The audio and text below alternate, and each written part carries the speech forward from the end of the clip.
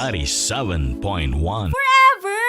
Mga kwento ng pag-ibig, kwento ng pag-asa at mga kwento ng buhay dito sa Barangay Love Stories. Love Stories. Ang isang magulang ay handang gawin ng lahat para sa anak. Kahit kapalit nito ay unti-unting pagkaubos niya. Ikaw, ano ang hindi mo makakalimutang ginawa sa'yo ng magulang mo? Kapag sinabi ang salitang ama, ano ang unang pumapasok sa isip mo? Ano ang unang naaalala mo? Kapag sinabi bang ama ay tanging kabutihan lamang ang sumisiksik sa isip mo, sa alaala mo, para sa lahat ng mga nakabuo ng maraming alaala sa kanilang ama, ano ang pinaka-paborito mo? Ano yung paulit-ulit mong binabalikan at nagdadala ng ngiti sa'yo?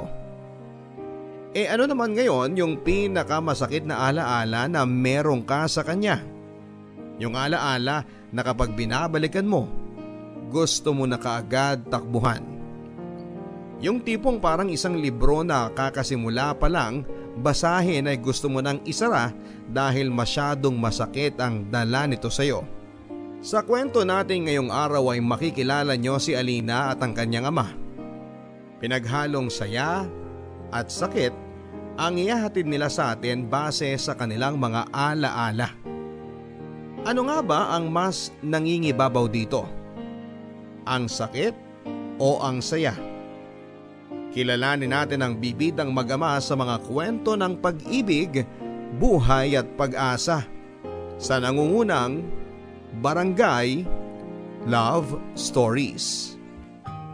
Dear Papa Dudut, bagsak na ang aking katawan.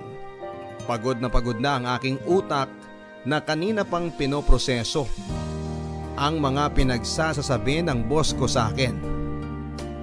Puyat pa ako ng ilang gabi na dahil sa kakaayos at paghahanda ng 3 reports na lahat ay inayawan. Tahimik kong inayos ang gamit ko at binibilang na lamang ang ilang minuto bago ako makalabas ng tuluyan sa opisina na yon. Lutang na ako noon at ni isa sa mga dumaraang katrabaho ko ay hindi ko na maintindihan ang mga sinasabi sa akin. Nang makaayos na ako at handa nang lumabas ay saka naman ako pinatawag muli ng boss ko. Ang boss ko na kung hindi lang dahil sa kailangan ko ng trabaho na may maayos na pasahod ay baka matagal ko na itong binastos at iniwan. Pero kailangan kong magtiis dahil hindi lahat ay pinapalad na magkaroon ng trabaho na tulad ko. Ayos naman ang trabaho. Kaya ko naman. Lahat naman ng inaral ko sa kolehiyo ay ni-apply ko sa trabaho ko sa ngayon. Yung boss ko lang talaga ang malaking balakid para mahalin ko ng buo ang trabaho ko. Pinapasok ako nito sa kanyang opisina. Nakasimangot na ito at alam kong nakulangan pa ito sa sermon at pagpapahiya sa akin kanina sa aming meeting. Mukhang balak muling dagdagan at hinahanda ko na ang sarili ko. Nakatingin din ang ibang mga katrabaho ko noon na handa nang umalis pero kunwari ay may ginagawa pa para lang makiusyoso kung ano ang gagawin sa akin ng boss namin. Pinaupo ko nito nang makita niyang nakatayo na ako sa harapan niya at tulad ng inaasahan ay sinermonan ako nito at mas pinalakas pa lalo ang boses para marahil marinig ng ibang mga empleyado roon. Tinanggap ko na lang lahat ng mura at masasakit na salita at syempre ang matinis na tinig nito na dumudurog sa eardrum ko sa loob ng maraming taon.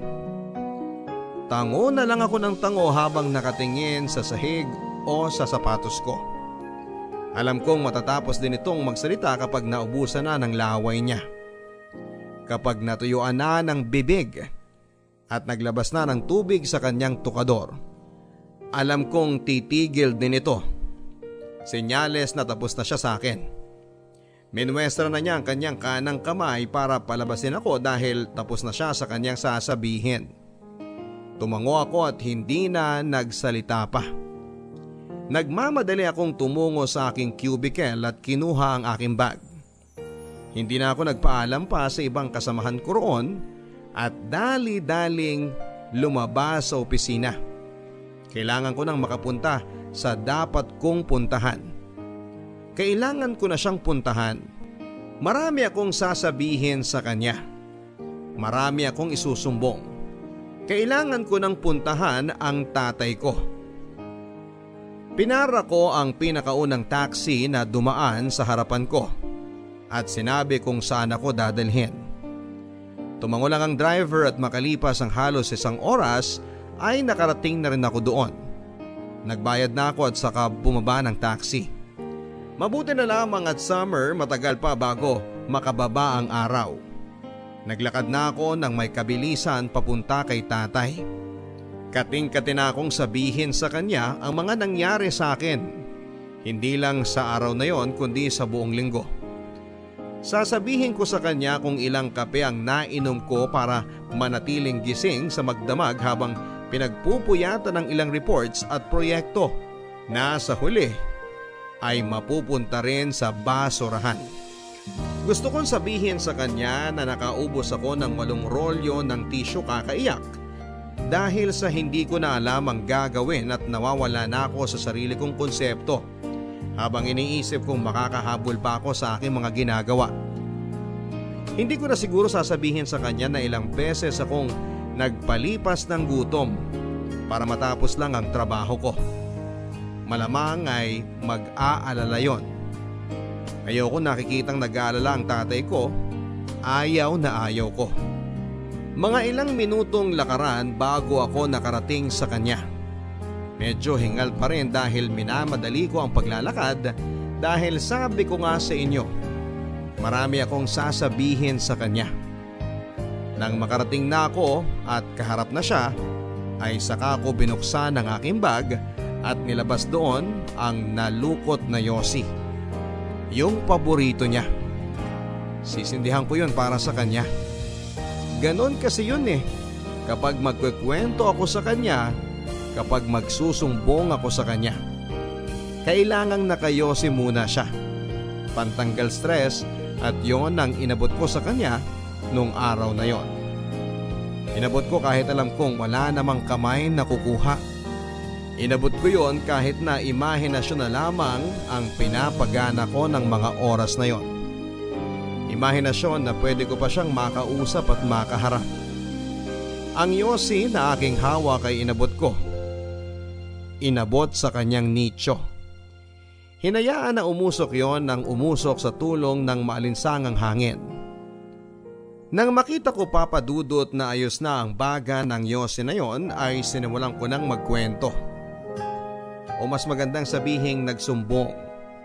Nagsumbong ako sa kanya kahit alam kong hindi naman niya maririnig at hindi siya makakasagot o makakaganti sa taong dahilan kung bakit ako nagsusumbong. Yun na kasi ang nakaugalian ko mula pagkabata. Ang magsumbong sa kanya kapag pakiramdam ko, kalaban ko ang buong mundo. Sumbungan ko sa lahat ang tatay ko. At kahit wala na siya sa mundong ito, patuloy ko pa rin itong gagawin. Dahil bukod sa ito ang nakasanayan ko, alam kong sa kanya lang ako pwedeng makatakbo. Ako si Alina at ito ang kwento namin ng tatay ko. Tay! Tay! Oh, yung nguso mo na naman kasing haba na ng ilong ni Pinocchio. Huwag mo po akong binibiro, tay. Hindi maganda yung araw ko. Aba, ang sungit ah. Akala mo babaeng dinadatnan ako magsungit. Ano po? Wala. Ano ba yun at nagkakandahaban na naman yung nguso mo ha? Eh kasi naman tay, si Bentot, dinaya na naman ako sa text. Oh, bakit na naman ba? Ano bang ginawa niya? Eh kasi tay, yung text niya, kaya pala ako laging talo, pinagdidikit niya yung magkakamukhang text niya. Kaya pala laging sa kanya yung lumalabas. Kundi lang natuyo yung kanin na pinandikit niya. Tapos kumalas yung pagkakadikit ng dalawang text niya, hindi ko malalaman, dinadaya pala niya ako. Anong ginawa mo? Di umuwi ako para isumbong sa inyo. Ang hina naman ng tatay. Di ba matapang ka naman? Bakit di mo nalang kinuha sa kanya yung mga napatalo mong text dahil sa kadayaan niya? Ikaw naman yung tama. Hindi ko na ginawa yun kasi nga po nagalit na ako. Kaya sabi ko, isusumbong ko na lang siya sa inyo kasi mali nga po yung ginawa niya. Pwede mo naman kasi makuha yun. Mukhang ibabalik naman niya eh. Basta kausapin mo lang. Ay hindi, Tay. Kailangan ikaw ang kumuha para matuto siya at saka para matakot siya. Lagi mo na lang ako hinaharap sa mga nakakaaway mong kalaro. Mamaya niyan, lahat sila matakot na sa akin. Maganda nga yun, Tay. Para hindi na nila ako aapihin tsaka dadayain. Sige na, Tay. Alin na po kayo. Teka. Kailangan ko pang hintayin matapos tong sinaing. Mamaya na po yan, Tay. Tara na po. Sige. Papabayaan ko tong sinaing hanggang masunog. Ikaw ang uubos. Payag ka? Siyempre hindi po. Ayoko po kaya ng sunog na kanin. Ayun naman pala eh. Pumunta ka muna ng banyo at maligo ka? Amoy kanal ka na naman bata ka. Si tatay naman eh. Maligo ka muna doon habang hinihintay ko matapos ng kanin. Mag-iossi muna ako. At pagkatapos po niyan, puntahan na po natin si Bentot ha. Opo, mahal na prinsesa. Yay! Maliit o malaking bagay ay sinusumbong ko lahat sa aking tatay. Kahit na anong klase pa yan. Pati nga pagkakapatid ko sa ugat ng matandang puno sa aming eskwelahan ay isusumbong ko pa sa kanya. Wala akong pinapalampas at lahat yon ay pinakikinggan niya habang nagyoyosi. Nakasanayan ko na lang kasi ang ganito, Papa Dudut. Sa kanya ko lang naman nasasabi ang lahat. Bukod sa pagiging ama ay siya rin ang tinuturing kong best friend at higit sa lahat ay isang ina. Wala akong nakagisnang ina dahil namatay ang nanay ko 1 linggo matapos akong ipanganak. Si tatay ang nagpalaki at bumuhay sa akin. Kaming dalawa lang sa mundo kaya sa kanya lang ako lumalapit sa mga panahong masaya ako, sa mga panahong malungkot ako, o sa mga panahong may nakasakit sa akin at nakasamaan ko ng loob. Sa kanya ko yon malayang nasasabi. Kami lang ang magkasangga. Walang nangahas na mambuli sa akin ng mga kalaro ko noon dahil oras na gawin nila yon ay agad kong isusumbong ito kay tatay. Pupuntahan naman niya ang mga batang yon at pagsasabihan. Pero bukod sa pagsusumbong, syempre may isa pa akong paboritong sinasabi kay tatay at yon ay ang mga pangarap ko sa buhay. Bata pa lamang ako, Papa Dudut, ay marami na akong nilista sa mga bala kong gawin pagtanda ko. Mga pangarap ko na hindi lang para sa akin, kundi para na rin sa kanya. Alam mo tatay, paglaki ko, bibili po ako ng malaking bahay. 4 na palapag, yung parang kina Ate Nenet. Ganong kalaki o kaya mas malaki pa doon, tay. Nako, anak, mahal yun. Baka maubos ang pera mo. Hindi ako mauubusan ng pera, tay. Kasi magkakaroon ako ng magandang trabaho at dun po ako kukuha ng pambayad ko sa gagawa ng bahay natin. Isasama mo rin ako sa bahay na ipapagawa mo? Aba, oo naman, tay. Kaya nga malaking bahay papagawa ko para kasya tayo eh. Paano yan kapag nakapag-asawa ka na? At may mga anak ka na? Di hindi na ako pwede dun. Di na tayo magkakasya. Pagkakasyahin natin, tay. Kung hindi kaya ng 4 na palapag, di gagawin nating 5 o kaya 6, ganun. Naku, ang taas naman ng bahay na gagawin mo, nak. Aabot na yun sa langit Para nga po magkasya tayo, di ba? Hindi pwedeng hindi ka kasama sa bahay na ipapagawa ko. Forever kaya tayo magkakasama kahit na may bago na akong pamilya. Ganyan. Paano kung ayaw ko ng mapapangasawa mo? Di ayaw ko rin sa kanya. Hindi naman pwedeng hindi kanya gusto. Kailangan gusto kanya. Kasi ako gusto kita, tatay. Nako, matagal pa namang mangyayari yun, nak. Pero kung sakali, paghandaan mo na lang yun kasi magkakaiba ang mga tao. Hindi lahat gusto ako. Hindi, Tay! Hahanap ako ng mapapangasawa na gusto ka rin at saka mamahalin ka rin katulad ng pagmamahal ko sa inyo. Yun po yung importante. Nakakataba naman ang puso yan, nak. Siyempre, Tay, ikaw ang forever ko eh. Lagi tayo dapat magkasama, di ba? Hindi maghihiwalay. Magkasangga tayo eh, di ba? Pero anak, tandaan mo, hindi habang buhay, nandito ako sa mundo. Hindi pwede yan, Tay. Dapat lagi tayong magkasama. Kung asan ka, sasama ako. Kahit nasa ibang mundo pa yan, Tay. Hindi pwede yun, anak. Alam ko mauuna akong umalis sa mundong ito. At ikaw dito ka lang. Gagawa ka ng bagong pamilya. Hindi, Tay. Ayoko. Magiging magkasama tayo habang buhay. Paglaki mo, maiintindihan mo mga sinasabi ko sa'yo. Sa ngayon, matulog ka na. Maaga pa ang pasok mo bukas. Tatay? Kung talagang aalis na kayo sa mundo, pwedeng magpaalam po kayo sa akin para naman po hindi ako mabigla. Magpapaalam ako. Magpapaalam.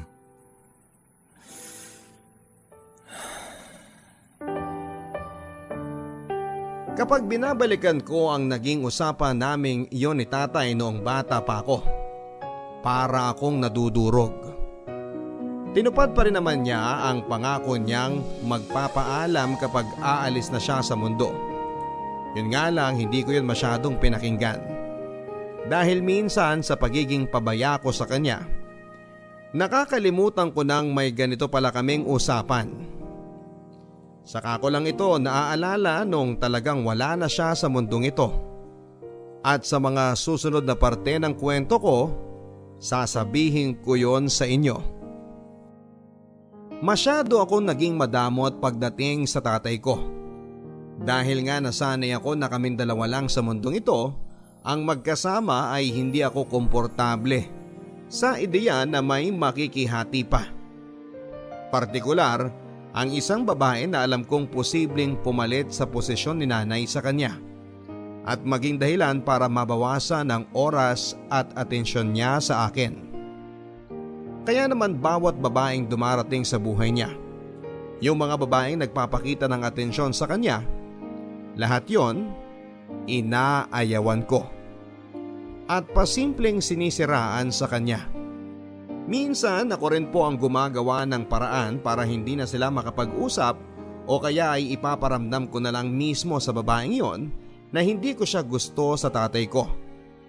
Minsan pa nga ay sisiraan ko si tatay sa mga babae na yon, pero mas madalas ay sinisiraan ko ang mga babaeng yon kay tatay.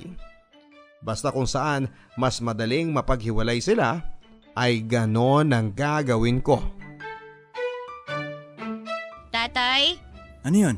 Saan kayo pupunta? Dyan lang sa labas. Ano pong gagawin nyo? Bibili lang ng kape. Bibili lang kayo ng kape pero nakaporma pa kayo ah. May dadaanan din ako pagkatapos ko bumili ng kape.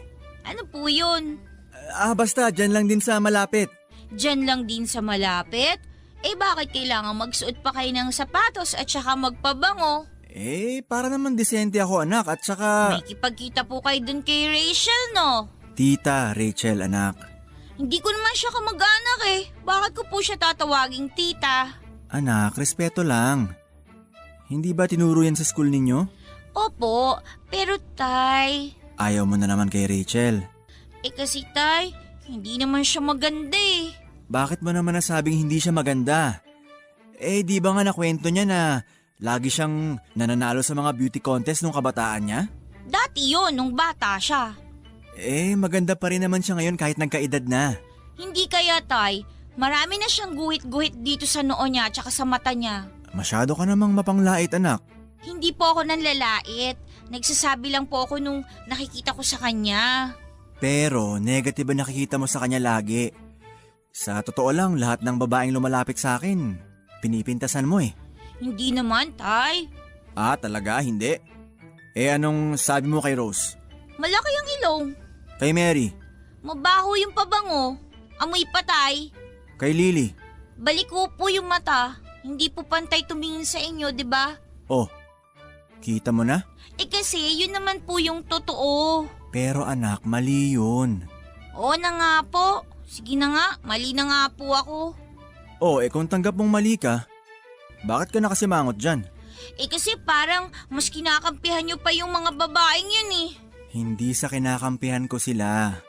Doon lang ako sa tama. O siya, mauna na ako. Huwag ka nalalabas ha? Andyan na lahat na kailangan mo. Opo. Babalik din ako agad. Hindi rin nag-work out ang panliligaw ni tatay kay Aling Rachel at may kinalaman ako doon. Medyo masama ang ginawa ko kasi nung minsang dumalaw si Aling Rachel sa bahay at bumili ng merienda si tatay, ay nagsinungaling ako at sinabing may nililigawan ding iba si tatay mula sa kabilang barangay. At sinabi kong wag niya itong sasabihin kay tatay dahil malilintikan ako. Nakita ko na sumama ang itsura ni Aling Rachel. Patunay papadudot na naniwala ito sa mga sinabi ko. Buong magdamag ay hindi halos nagsasalita si Aling Rachel at alam kong nakakahalata si tatay na may mali. Halos hindi tignan ni Aling Rachel si tatay sa sama ng loob, habang ako naman ay napapangiti sa sulok habang kumakain ng pandesal na binili ni tatay. Ang balak sana ay doon matutulog si Aling Rachel dahil may dala-dala pa itong mga damit na magagamit niya sa loob ng 2 araw. Pero nagsinungaling siya at sinabing masama ang kanyang pakiramdam at kailangan niyang umuwi sa kanila para hindi kami mahawang mag-ama. Sinubukan siyang pigilan ni tatay pero tumanggi ito at sinabing mas gusto niyang sa bahay na lang magpagaling dahil ayaw niyang makaabala. Litong-lito si tatay noon papadudot kung bakit ganon ang naging asta ni Aling Rachel samantalang ang sweet pa nito bago lumabas si tatay para bumili ng merienda. Mula noon ay hindi ko na nakita pa si Aling Rachel. Hindi na ito dumalaw pa sa bahay at hindi na rin nagkwento pa si tatay tungkol sa kanya. Pansin ko ang kakaibang lungkot kay tatay ng ilang araw mula noong hindi na nagparamdam pa si Aling Rachel. At kahit papaano ay naaawa ako rito. Pero kasi hindi naman sila bagay na dalawa. Hindi sila pwedeng magkasama at maging mag-asawa. Si tatay ay kay nanay lamang. Si tatay ay para sa akin lang. Matapos ni Aling Rachel ay may panibagong babae na nakilala si tatay. At ito ay ang balikbayan na kapatid ng aming kapitbahay na itago na lang natin siya sa pangalang Kathy. Halos wala akong maipintas dito dahil maganda siya. Siya ang pinakamaganda sa lahat ng niligawan ni tatay. Araw-araw, sumisilip ako sa bahay nito at naghahanap ng maipipintas. Kung hindi ko siya masiraan sa kanyang pisikal na anyo, baka sakaling sa ugali nito sa bahay, pero wala pa rin eh. Malinis ito sa bahay at magaling pang magluto dahil nagbibigay ito ng pagkain sa amin tuwing hapon. Balita ko rin sa kanyang kapatid na babait daw ito at maraming tinutulungang charity. Mukhang walang pag-asa na maitaboy ko si tatay dito. Kaya naman ako na ang gumawa ng paraan papadudot para siraan si tatay sa kanya. Gagawa ako ng paraan para siya na lang ang ma-turn off kay tatay at kusang lumayo. Nung minsang nasa bahay si Ate Kathy ay dumaan lang para mag-abot ng pagkain. Nagkataong pumasada ang tatay kaya naman hindi sila nagpang-abot. Aalis na sana siya noon nung sinabi ko na pwede bang samahan muna niya ako kasi natatakot ako. Pumayag naman siya. Palibhasa ay mahilig siya sa mga bata. Preschool teacher kasi siya noong nasa ibang bansa siya. At noong natapos na ang kontrata niya ay minabuti niyang ituloy na lang muli ang buhay niya dito sa Pilipinas. Dahil may naipon na siya at magnenegosyo na lang daw siya kasama ang kapatid niya. Akala ko noon may pag-asa pang umalis ito at hindi matuloy yung namamagitan sa kanila ni tatay. Pero mukhang malabo na nga. Kaya naman noong nakasungkab ako ng tsansa, para siya na mismo ang lumayo kay tatay ay kinuha ko na. Ang sabi ko noon sa kanya na si tatay ay mapaglaro yan sa relasyon. Marami itong babaeng iniwan at hindi sineryoso. Nakikinig naman si Aling Cathy pero hindi ko alam kung maniniwala kaya siya. Ang dami-dami ko pang sinabing kasinungalingan para masiraan si tatay. Tango lang siya ng tango at noong matapos ako ay nagpaalam na ito. Hinatid ko pa siya sa may pintuan at nung isasara ko na ay niyakap ako ng mahigpit at saka ngumiti at nagpaalam. Na-weirduhan ako noon sa inakto niya.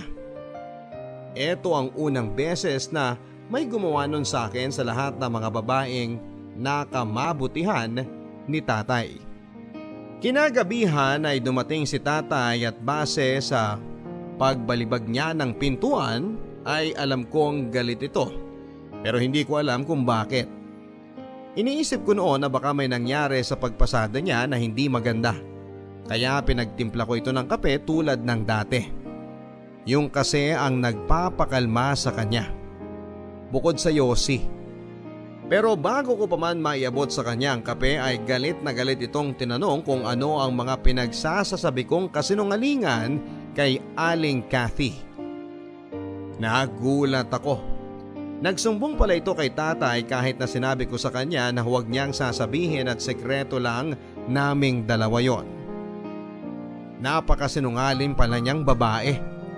Sa loob-loob ko ay nagngingit-ngit ako sa galit kay Cathy. Hindi ako umiimik noon habang pinapagalitan ni tatay. Napahiya raw ito ng sobra sa mga pinagsasasabi kong kasinungalingan kay Aling Cathy. At hindi niya maintindihan kung bakit kailangan kong gawin yon. Hindi pa rin ako nagsasalita noon. Hindi niya raw maisip na magagawa ko yon dahil ang alam niya ay napalaki naman niya ako ng tama. Mangiyak-ngiyak ako noon dahil tila mas kinakampihan niya ang babaeng ito kesa sa akin at bigla ay naisip ko na balang araw wala na ang atensyon ni tatay sa akin kapag sila ang nagkatuluyan. Kapag naging sila at magkaroon pa sila ng anak ay baliwala na ako sa kanya. Sa ganitong pag-iisip ay napaiyak na ako. At bago pa matapos ang kakasermo ni tatay ay tumakbo na ako papadudod sa aking kwarto at doon ay umiyak ng umiyak. Hindi niya ako sinundan kaagad. Pinalipas niya ang 2 oras bago ito kumatok at pumasok sa kwarto para kausapin ako.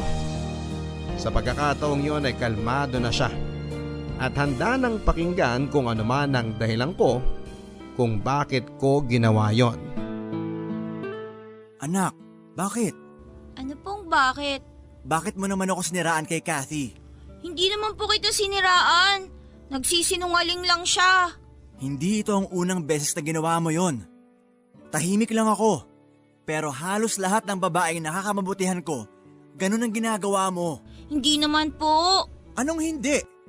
Ganun ang ginagawa mo. Kung di mo sisiraan yung babae sa akin, ako naman ang sisiraan mo sa kanila. Akala mo ba hindi ko alam yun? Tahimik lang ako pero alam ko. Bakit? Nagsumbong po ba sa'yo silang lahat? Oo. Hindi ko lang sinasabi sa'yo pero lahat ng mga sinasabi mo, nakakarating sa akin. Hindi lang ako umiimik. Bakit ngayon kay Aling Cathy galit na galit kayo sa akin? Bakit hindi na lang kayo tumahimik katulad ng ginagawa niyo dati? Kasi sobra na. Gustong-gusto niyo po siya? Gustong-gusto mo po ba siya, Tay? Kapag sinabi ko bang oo, magagalit ka? Hindi ko alam. Oo. Gusto ko siya. Sige po. Masama ang loob mo eh. Hindi po. Kilala kita. Alam ko masama ang loob mo. Ayaw mo ba kay Cathy? Giliw na giliw siya sa'yo. Ang dami niyang pinapaabot ng mga candy at tsokolate sa'yo. Mabait siya at maganda. Bakit ayaw mo sa kanya? Basta po. Alina, si tatay lang to. Magsabi ka na at makikinig ako. Hindi ba lahat naman sinasabi mo sa akin? Di ba yun ang usapan? Basta nga po. Alina... Nagsiselos po ako. bakit ka nagsiselos? Kasi Pag nagkatuluyan kayo, hindi nyo na ako mahal. Hindi ko na kayo masusumbungan kasi hati na po laging atensyon nyo. Tsaka baka po, sa kanya lang po kayo makikinig. Anak, Tapos, kapag nagkaanak kayo, mas lalong hindi nyo na po ako mamahalin kasi pamilya na kayo eh. Tapos ako mag-isa na lang. bakit mo naman naisip yan? Hindi yan mangyayari. Sinasabi nyo lang yan, Tay. Pero magagaya rin po kayo dun sa mga tatay nung kalaro ko. Nung nakapag-asawa na ulit, pinabayaan na po yung mga anak nila. Hindi ako gagaya sa kanila. Sinasabi nyo lang yan, Tay. Sinasabi ko ito dahil yun ang totoo. Anak kita. Buhay kita. Ikaw ang pinakamahalagang tao sa buhay ko. At alam ng lahat yan. Pero kapag tumagal, si Aling Cathy na. Kahit ilang Cathy pa ang dumating sa buhay ko, ikaw lang ang babaeng nangunguna lagi sa listahan ko. Anak kita. Ikaw ang lahat-lahat sa akin. Promise, Tay? Baka nga ikaw pang mang-iwan sa akin kapag matandang-matanda na ako eh. Kapag mahina ng pandinig ko. Hindi po yun mangyayari. Oh, sinasabi mo lang yan. Ginagaya nyo lang po sinasabi ko eh. Oo, tana. Hayaan mo. Mula ngayon, ikaw lang ang babae sa buhay ko. Ikaw at ang nanay mo. Talaga, Tay? Promise yan ah. Hindi ka maghahanap ng iba ah. Hindi na. Hindi na. Tinigil nga ni tatay ang namamagitan sa kanila ni Aling Cathy. Ginawa niya yon sa ikakapanatag ng loob ko. At alam ko na hindi madali ang ginawang desisyon na yon ni tatay. Ramdam ko na malungkot ito ng sobra. Pero sinusubukan niyang wag yun ipakita sa akin, pero ramdam na ramdam ko. Kahit na hindi niya sabihin. Ramdam ko sa pagkakatulala niya at dalas na pag-inom niya. Ibang naging epekto ni Aling Cathy sa kanya. Alam kong minahal niya ang babaeng yon, pero mas pinili niyang itigil ang meron sa kanila para hindi ako magdamdam. Doon ko talaga napatunayan, papadudot na ako ang priority ni tatay. At ako na lang ang babae sa buhay niya. Dahil after ni Aling Cathy ay never nang nagmahal pa si tatay ng ibang babae. Sa akin na lang umikot ang kanyang mundo. Kayod kalabaw si tatay at umi-extra pa sa ilang trabaho dahil kulang na ang pamamasada niyang kita. Wala nang tumungtong ako sa kolehiyo. Alam niyang malaki-laki na ang gastos para sa katuparan ng pangarap ko. At gagawin niya ang lahat, makamit ko lang yon. Laging puyat si tatay sa kakakwenta ng kakailanganin pa niyang pera para sa matrikula ko. Habang ako naman ay nagpakabisi na sa pag-aaral. Hindi ako sanay dati na hindi nakakasama ng matagal si tatay. Noong nagsimula pa lang ako sa kolehiyo ay panay ang bida ko sa mga nangyayari sa school noon. Tuwang-tuwa siyang nakikinig sa akin. Ang sabi niya, araw-araw ay kwentuhan ko raw siya sa lahat ng mga nangyayari. Kahit masaya o nakakainis ay sabihin ko sa kanya. Isumbong ko sa kanya kung may nangaapi sa akin para sugurin niya. Natatawa na lamang ako kasi parang bata pa rin ang turing niya sa akin. Gusto niya magsumbong pa rin ako at iniisip niya marahil ay marupok pa rin ako at pikunin. Ang sabi ko naman sa kanya ay huwag siyang mag-alala dahil kaya ko na ang sarili ko. Kukwentuhan ko na lang siya sa mga nangyayari sa akin sa school pero hindi na ako magsusumbong. Pero hindi nangyari yon. Dahil bawat araw na dumaan ay mas naging busy ako sa pag-aaral at sa mga bago kong nakilalang kaibigan. Nabawasan ang oras ko kasama si tatay at ang hindi ko alam at hindi napansin ay ang pagtatampo nito sa akin. Oh, anak. aalis ka ulit. Yes po, tatay. Pero linggo ngayon, di ba? Walang pasok. Opo. Bakit aalis ka pa? Ayaw mo bang mapirmi muna dito sa bahay? May kailangan kasi akong gawin, tatay eh. Importante ba yan? Medyo po. Baka naman pwedeng kahit ngayong linggo lang dito ka muna sa bahay manatili. Sa susunod na linggo na lang, tay. Huwag ngayon. Bakit naman? Importante po kasi yung lakad ko ngayon eh. Ganun ba? Tungkol ba yan sa pag-aaral mo? Hindi naman po. Ano? Sa kaibigan ko po. Di ba yan pwedeng ipagpaliban muna, anak? Hindi po eh. Birthday niya kasi, imbitado ako. Nakakahiya naman kung di ako pupunta. Okay, sige anak. Pero bago ka umalis, baka gusto mong tumikim muna ng pansit na binili ko kanina kina Aling Marie. Ay hindi na po, tatay. Birthday nga po yung pupuntahan ko, di ba? Malamang may handa na ron. Ganon ba? Di ba itong pansit na to, paborito mo to nung bata ka pa. Tuwing birthday lang natin kung makabili ako ng ganito. Kasi yun ang tradisyon nating mag-ama. Mamaya na lang po, tay, pag uwi ko. Titikman ko yung pansit. Aalis na po ako, ha? Kasi baka matraffic ako eh. Sige po, tay. Uwi ako agad, promise.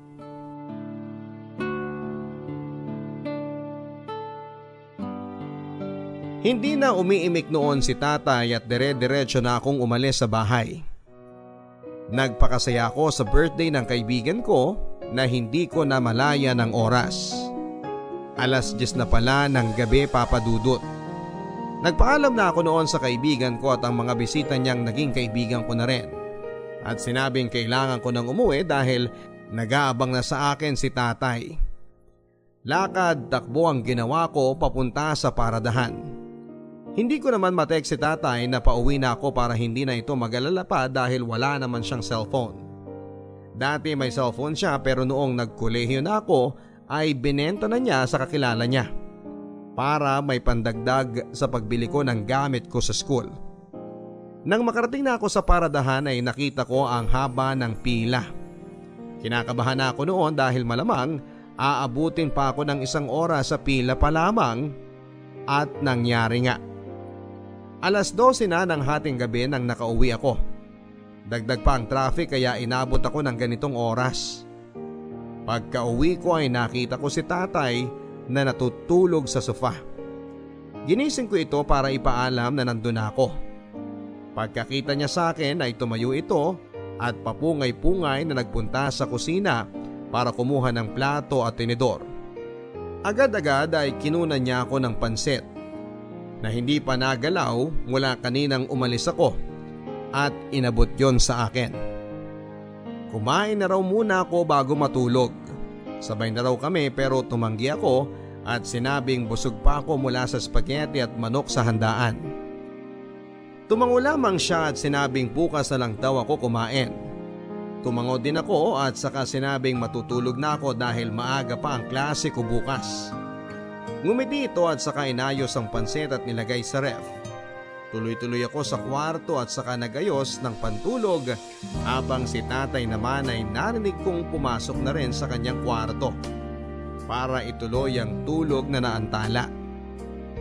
Nang makahiga na ako at nakapikit na at bigla akong naalala, kaya pala may pansit dahil birthday din ni tatay sa ngayon.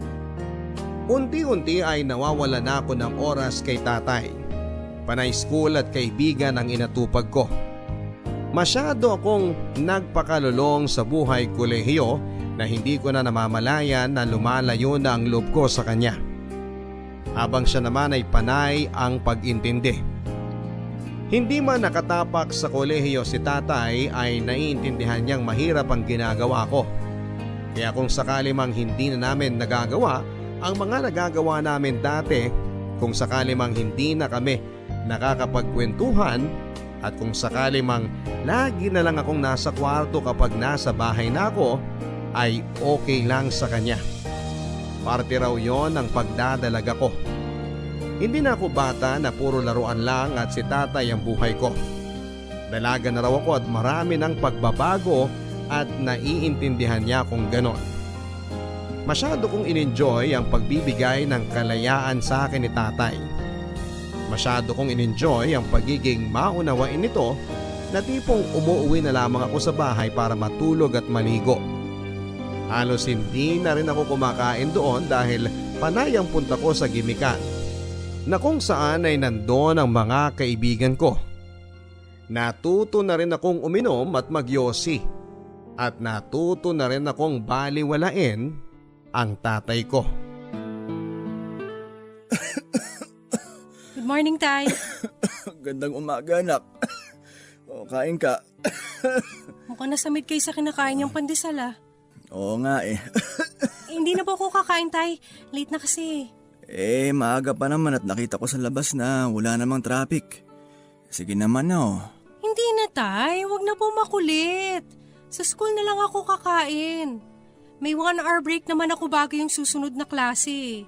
Ipagbabaon na lang kita nitong pandesal at mayonnaise. May juice din ako dyan na binigay ng pasahero ko kahapon. Niref ko para lumamig. Sandali lang. Bihira naman si tatay oh. Hindi na ako elementary. Okay na po. Huwag niyo na ako ipagbaon. Kayo na lang uminom ng juice. Kapag namamasada kayo. Malamang tanghali na kayo makakapasada niyan. Bagay yan sa init ng panahon. Nireserba ko talaga to para sa'yo. Kasi gantong-ganto yung paborito mong iniinom nung bata ka. Nung bata pa ako noon, Tay, ano ka ba? Dalaga na ako. Tatawanan lang ako sa school kapag nakita nilang may hawak pa akong ganyan. Lalo na yung pandesal tsaka mayonnaise. Di kumain ka sa hindi nakikita ng tao. Maraming tao sa school, Tay. Walang lugar na makakain ko yan ng palihim. Di kainin mo na lang sa jeep. Di na, Tay. Masyadong makalat. Tay, wag na pong makulit. Sa inyo na lang po yan. Alis na ako ha, malilate na ako. Bye, Tay! Alina.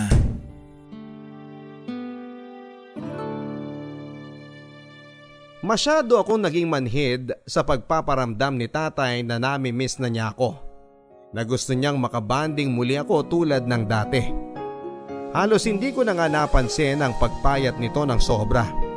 Hindi ko na siya magawang tingnan pa kapag nasa bahay, panay ang tutok ko sa aking cellphone.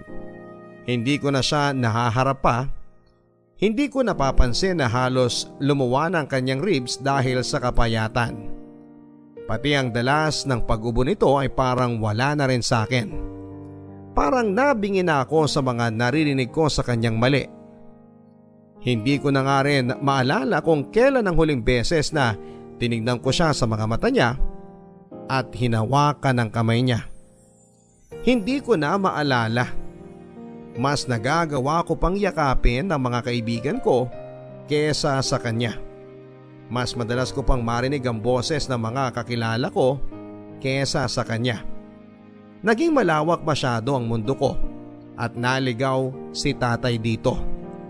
Kahit gaano kalawak ang mundong nabuo ko, pero parang si tatay ay walang espasyo para dito. Bukod sa kawalan ng oras kay tatay ay nagawa ko na rin siyang ikahiya sa mga kakilala ko. Lalong-lalo na sa mga sosyal kong kaibigan. May mga kaya kasi ang mga kaibigan ko at nahihiya ko na sabihin na namamasada ng jeep ang tatay ko. At nagme-mekaniko kapag may oras. Sabi ko sa kanila ay nasa ibang bansa ang tatay ko. At nagtatrabaho sa isang malaking kumpanya. Naniniwala naman sila. Nagsisinungaling ako sa buhay ko kaya nga hindi ko rin sila magawang ma-invite sa bahay dahil nahihiya ako na isang palapag lang ang tinitirhan namin ni tatay at malapit pa sa squatters area. Maraming daga sa paligid at ipis kung saan saan. Kapag tagulan malakas ang tagas ng bubungan. Mabaho din ang paligid dahil sa hindi malinis-linis na kanal. Ang sinasabi ko na lang sa mga kaibigan ko, kaya hindi ko sila napapapunta sa bahay ay dahil malayo. At ang dagdag ko pa ay nasa kondo ako nakatira kasama ang aking yaya. Hanggat kaya kong ilihim, ay ililihim ko ang lahat sa mga nakakakilala sa akin sa kolehiyo. Hindi ako papayag na malaman nila ang totoong buhay ko. Nakakahiya lalo na sa parte ng tatay ko. Noong bata ako ay proud na proud ako sa tatay ko. Madalas kong ibida sa mga kaklase ko na magaling na jeepney driver ang tatay ko. Tuwang-tuwa si tatay kapag naririnig niyang pinupuri ko siya sa harapan ng mga kaklase ko. Alam kong inaabangan niyang gawin ko yon ngayon. Base sa mga paminsan-minsan niyang parinig na imbitahan ko ang mga kaklase ko para maturuan niya tungkol sa jeep. Nagdadahilan ako at sinasabing busy ang mga kaklase ko. Minsan, natatanong din niya kung nasasabi ko ba sa mga bago kong kakilala kung ano ang trabaho niya. Magsisinungaling ako at sasabihin kong oo. Ayaw kong masaktan ang damdamin niya kaya gano'n ang ginagawa ko. Pero kung alam lang niya ang katotohanan, malamang ay madudurog ito. Tatay, anong ginagawa mo rito? Sinubukan ko lang puntahan tong paaralan mo. Ang ganda pala. At ang lalaki ng building sa loob Tay, di ba? Di ba dapat mamamasada ka ngayon? Teka nga, dito tayo sa gilid. Nakipagpalit ako ng araw ng pamamasada kay Manolo. Sabi ko, sa Sabado na ako. Bakit naman po? Kasi anak, birthday mo ngayon. Ano naman po kung birthday ko? Di ba? Di ba anak, kapag birthday mo namamasyal tayo? Tay, napasyal na ata natin lahat dito sa lugar natin Ayoko nang umulit-ulit sa mga yun, sayang ang oras. Pwede namang pumunta tayo sa Luneta. Hindi ba gusto mo ron dati? Tay, hindi na ako bata. Hindi naman pambata lang ang Luneta. Tay, marami pa akong gagawin ngayon. Pero di ba half day ka lang naman ngayon? Kaya nga kita inabangan dyan sa gate nyo Pero may pupuntahan kasi ako ngayon, Tay. Ay naman kasi, bigla-bigla kayo. Kapag nagsabi naman ako sa'yo, hindi ka naman pwede. Kaya naisip ko sorpresahin na lang kita. Pero hindi magandang sorpresa to, Tay. Ganun ba? Opo, kasi marami akong gagawin ngayon At saka nakapagplano na ako ng mga makakasama. Yung mga kaklase mo ba yan? Opo. Pwede ba bago ako umalis maipakilala mo naman ako sa kanila? Ano kasi, Tay? Mamaya pa kami magkikita-kita. Anong oras? Basta po! Hindi ko alam. Di baka naman pwedeng makapagmerienda man lang muna tayo. Libre ko anak. Kahit dyan lang may nakita kasi ako na malapit na kainan dyan kanina. Mukha namang mura at masarap. Hindi na po, Tay. Nakapangako na ako nakakain kasama ng mga kaklase ko Ganun ba? Baka naman pwedeng kahit kape na lang. Sa bahay na lang pag-uwi ko. Pero baka mamaya kasi gabihin ka na naman ng uwi Susubukan ko pong agahan. Sige basta. Uuwi ka na maaga ha? Bibili ako ng pansit at... Hindi na, Tay. Huwag na kayo mag-abala. Itago nyo na lang yung pera na ipangbibili nyo sana dyan sa pansit na yan. Pero anak... Tay, wag na po. Birthday mo kasi anak Ano naman po kung birthday ko? Matanda na ako para sa selebrasyon, Tay. Pero yun ang tradisyon natin. Dati yun nung bata pa ako, hindi na ngayon. Ayoko na ng pansit, Tay. Ano bang gusto mong bago at yun ang bibilhin ko? Lasagna, mamahaling kape at maraming premium donuts. Lasagna? Ano ba yun anak? Saan ba nakakabili nun at baka makahabol pa ako? Ay, Tay, hindi nyo po kayang bilhin yon. Huwag nyo nang ipilit. Umuwi na kayo bago pa dumating yung mga kaibigan ko. Sige anak. Ingat po. Anak? Ano? Maligayang kaarawan.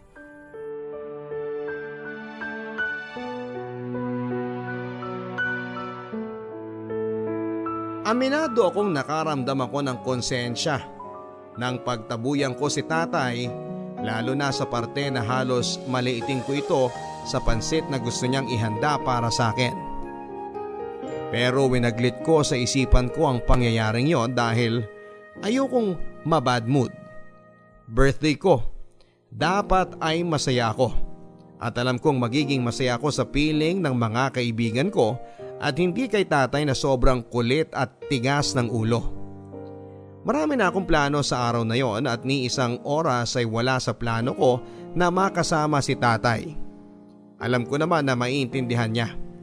Siya naman ang nagsabi na marami na ang pagbabago dahil dalaga na ako. At alam kong tatanggapin na lang niya yon. Papadudot kung saan kami nagpunta. Gamit ang perang pang tuition ko sana, pero nagawa kong gastusin para sa panlilibre ko sa mga kaibigan ko. Inutang pa ng tatay yon sa kakilala niya at sa lending na nilapitan niya para lang maihabol dahil pinagmamadali ko siya sa tuition na hindi ko naman pala ibabayad. Ewan ko kung saan ako kukuha ng ipagpapalit ko sa perang yon. Bahala na. Magsisinungaling na lang ulit ako kay tatay na kunwari ay may babayaran ako. Bahala na, basta ang importante ay maging masaya ang mga kaibigan ko at hindi sila magdududa na wala akong pera. Ang sinabi ko kay tatay na uuwi ako ng maaga ay hindi ko ginawa. Madaling araw na kaming natapos sa pagkaklab at kung hindi pa sumuko sa alak, ang mga kasamahan ko ay hindi pa sana ako uuwi.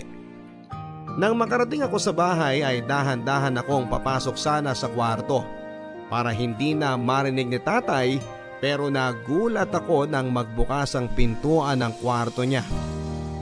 Mukhang hindi naman kakabangon lang. Halatang hinintay ako at base sa kanyang itsura, alam kong galit ito. Alam kong masama ang loob nito sa paghihintay sa pangako na uuwi ako ng maaga. Pero hindi ko naman ginawa. Bakit ngayon ka lang? Nakalimutan ko yung oras. Po, May orasan ka naman. hindi na po ata gumagana eh. Ang cellphone mo meron din yan. Hindi ko po tinignan yung cellphone ko kanina. Pero kapag andito ka sa bahay, halos dumikit na ang mga mata mo sa cellphone mo. Masyado lang ako nag-enjoy sa usapan namin ng mga kaibigan ko, Tay. Mukhang na-enjoy mo nga rin ang alak at yosi eh. Parang kayo, Tay. Na-enjoy nyo rin ang yosi, di ba? At ngayon sumasagot ka na. Bakit bawal po ba? Hindi mo kailangang mamiloso po. Hindi ka naman ganyan dati ah. Di naman po talaga. Lahat naman ng tao nagbabago. Pero hindi ko lang inaasahan na magiging sobrang pagbabago mo. Tanggapin mo na lang, Tay, na hindi na akong neneng anak nyo na nauuto nyo, na lagi na lang nakakapit sa damit nyo. Dalaga na ako, Tay. Ano ba? Pero anak pa rin kita. Hayaan nyo na lang akong gawin ang gusto ko. Matanda na ako. Alam ko nang dapat kong gawin. At matanda na rin ako. Di ko na alam ang gagawin sa'yo. Ano na naman pong kadramahan to, Tay? Baka pwedeng bukas na lang natin pag-usapan kasi pagod na ako. Ako rin, anak. Pagod na. Pagod na naintindihin ka. Pagod na akong tangulan ng tango sa mga gusto mong gawin. Kahit nasasaktan na ako. Tay naman.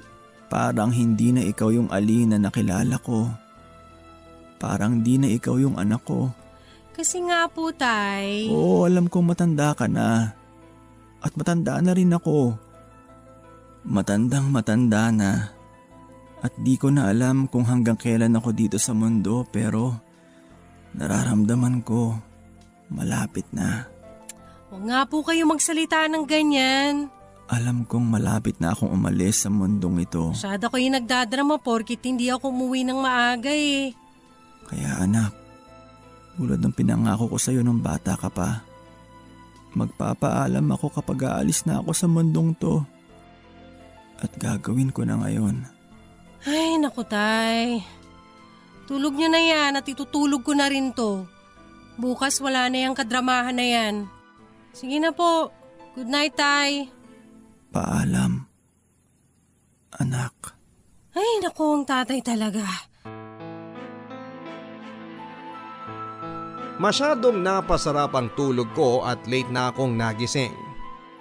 Hindi na ako nakapasok pa sa unang 2 klase ko nung araw na yon. Ano ba naman si tatay? Hindi man lang ako ginising. Alam kong may tampo pa siya mula sa kagabing pag-uusap namin, pero yung hindi ako gisingin, alam naman niya ang schedule ko. Malamang ay nakaalis na rin ito dahil araw ng pasada niya sa ngayon. Nagkape lang ako noon habang panay ang text sa mga kaibigan ko. Tawang-tawa ako sa pagka-text noon dahil inaalala ko ang mga pangyayari kagabi. Isa-isa ko ring nireplyan sa Facebook ang mga nagpaabot ng pagbati sa akin. Nang makontento na ako ay saka na ako tumayo sa pagkakaupo ko at naghanda na ng ipangpapaligo ko. Nagmamadali ako dahil may usapan pa kami ng isa kong kaibigan na magkakape bago ang sumunod naming klase. May irereto raw kasi ito sa akin. Nang matapos ako ay diretso na akong lumabas at hinayaan na ang mga kalat ko. Lilinisin naman yun ni tatay pag uwi niya pero hindi nangyari yon. Dahil pagka uwi ko ay ganun pa rin ang bahay kung paano ko yon iniwan. Mukhang hindi pa umuuwi si tatay. Baka nakipag-inuman ito o may ginawang ibang trabaho. Naiinis nga ako kasi kung kailan gusto kong kumain ay saka naman walang pagkain. Napilitan tuloy akong magsaing at bumili ng dilata sa labas. Bahala na si tatay sa ulam niya. Kasya lang ang isang dilata na ito para sa akin. Hindi pa rin ako naglinis noon. Hahayaan kong si tatay ang gumawa noon. Sanay naman siya sa paglilinis. Hindi naman kasi niya ako tinuruang maglinis kahit noong bata pa ako. Kaya bahala siya dyan. Kasalanan naman niya. Siya na ang maglinis, total ay siya naman talaga ang gumawa noon. Nang matapos akong kumain ay nagkape muna ako at tumambay sa sala habang nagsa-cellphone. Maya-maya pa ay may kumatok. Pinagbuksan ko yon at nakita kong si Mang Manolo, ang driver na kahalili ni tatay. Tinatanong nito kung nandun ba si tatay at ang sabi ko ay wala na masada. Pero ang sabi ni Mang Manolo ay wala daw. Na problema ang amo nila dahil hindi man lang nagpaalam si tatay na hindi siya makakapasok. Kaya wala tuloy na masada sa isang jeep. Nagtataka ako dahil wala naman akong maisip na ibang pinuntahan nito. Bahay at trabaho lang ito. Nang magpaalam na si Mang Manolo ay saka ako bumalik sa pagsa-cellphone. Uuwi rin naman si tatay. Baka nga nakipag-inuman lang ito sa sama ng loob sa akin. O baka nasa isang trabaho niya. Hihintayin ko na lang siya pero napagod na ako sa paghihintay dahil alas 11 na ng gabi ay wala pa rin siya. Sa mga ganong oras madalas ay nasa bahay na si tatay. Kinakabahan na ako. Iba na ang pakiramdam ko. Hindi ko naman siya makontak dahil wala nga itong cellphone. Kaya't naman pumasok ako sa kwarto niya para mag-check kung nag-iwan ba ito ng sulat at nang bilin niya sa akin.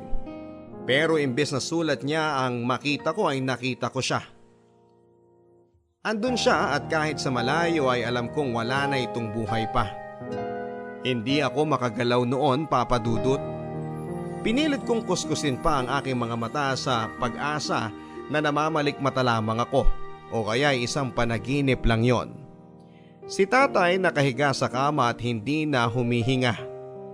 Unti-unti ay lumapit ako para kumpirmahin kung totoo ba ang nakikita ko at nang yakapin ko siya ay naramdaman ko, Papa Dudut, ang malamig niyang katawan. Doon ako napaiyak.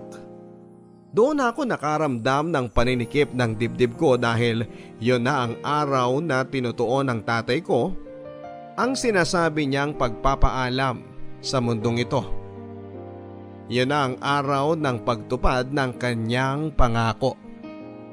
10 taon na mula noong namatay si tatay ay hanggang sa ngayon ay hindi ko pa rin nakakalimutan ang araw kung kailan siya nagpaalam. Hindi ko pa rin nakakalimutan ang katawan niyang nanlalamig habang yakap-yakap ko siya.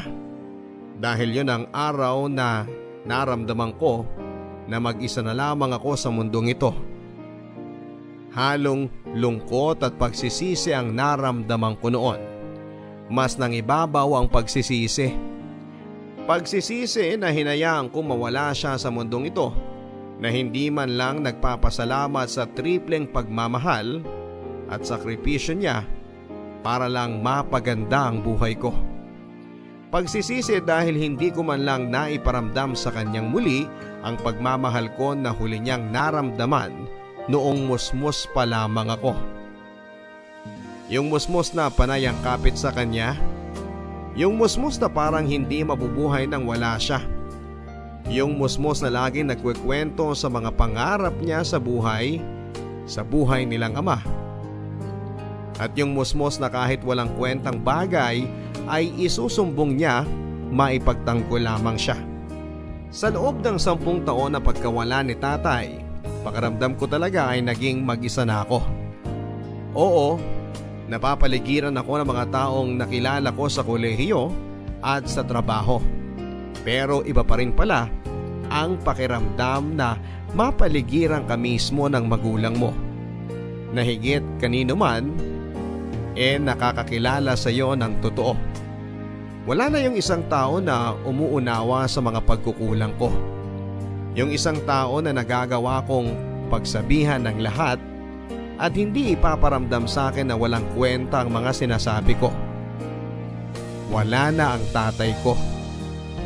Hanggang sa ngayon ay sinusubukan ko pa rin mamuhay nang wala siya. Alam kong matagal na ang panahong wala siya sa mundong ito, pero mas mahaba pa rin ang panahong nasanay akong kasama siya. At hindi ko alam kung masasanay pa ba ako na wala na siya. Maraming salamat, Papa Dudut, sa pagbasa ng aking kwento o ng aming kwento ng tatay ko. Sana sa lahat ng mga nakikinig ngayon at kapiling pa ang kanilang mga magulang, huwag niyo sanang iparamdam sa kanila na hindi sila mahalaga. Magbigay sana kayo ng oras habang maaga pa, dahil hindi biro ang pagsisisi kapag wala na sila at wala ka nang magagawa pa. Ang inyong kabarangay forever, Alina. Hanggat nandyan pa sila, iparamdam mong mahalaga sila. Kaibigan man yan, kapatid, katrabaho, o higit sa lahat ay ang mga magulang mo.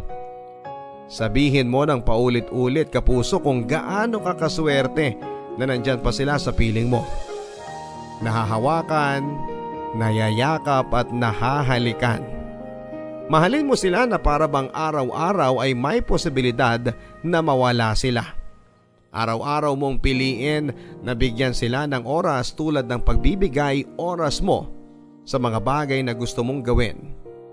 Araw-araw mong gawin yon. Alina, alam kong hindi biro ang pinagdadaanan mo at alam kong kahit na anong mangyari ay walang makakawala ng sakit na nararamdaman mo. Nawalan ka ng magulang at ang sakit na yon ay dadalhin mo kahit saan. Pero pwedeng gumaan yan oras na matanggap mo ang katotohanan na wala na siya. Wala na ang pisikal niyang katawan sa mundong ito. Pero para mapagaan ang nararamdaman mo, andyan lang ang tatay mo. Nakapaligid sa iyo at patuloy pa rin ang paggabay sa iyo, at kahit anong oras ka magsumbong sa kanya sa mga nararamdaman mo, andyan lang siya at makikinig sa iyo. Hindi na siya sasagot tulad ng dati. Hindi ka na niya mayayakap tulad ng dati, pero kaya pa rin niyang makinig. Andyan pa rin ang tatay mo, handang makinig sa bawat pagsusumbong mo. Hanggang sa muli mga kapuso, ako po ang inyong si Papa Dudut sa mga kwento ng pag-ibig, buhay at pag-asa. Dito sa Barangay Love Stories.